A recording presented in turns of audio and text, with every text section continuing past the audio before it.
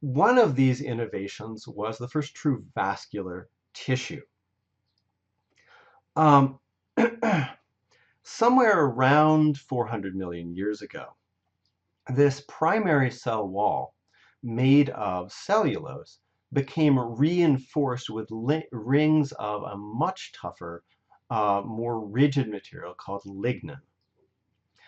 No plants are alive today that looked like this, but we can see this early form of vascular tissue in fossils.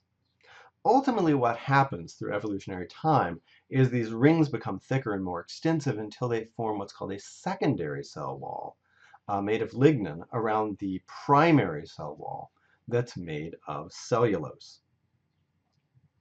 This vascular tissue allows more efficient transport of water, and importantly, it also allows for much higher structural support.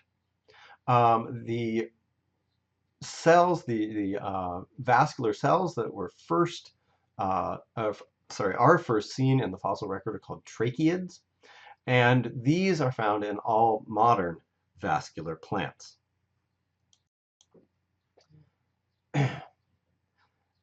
The seedless vascular plants are pretty obviously plants that have vascular tissue but don't make seeds. And again, this is not a monophyletic group. They stand much higher than any of the land plants that we've seen so far. They include things like lycophytes, the whisk ferns, which are a small odd group, horsetails, and the most specious of this group, ferns.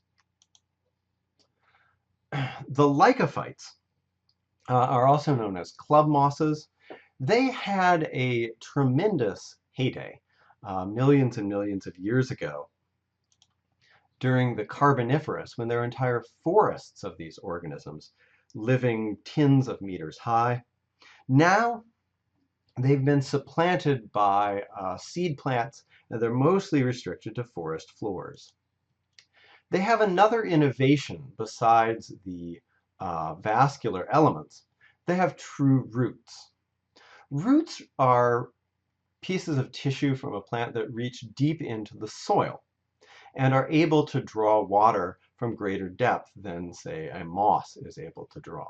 And this is another innovation that allowed club mosses to colonize areas that are drier than those that are inhabited by true mosses.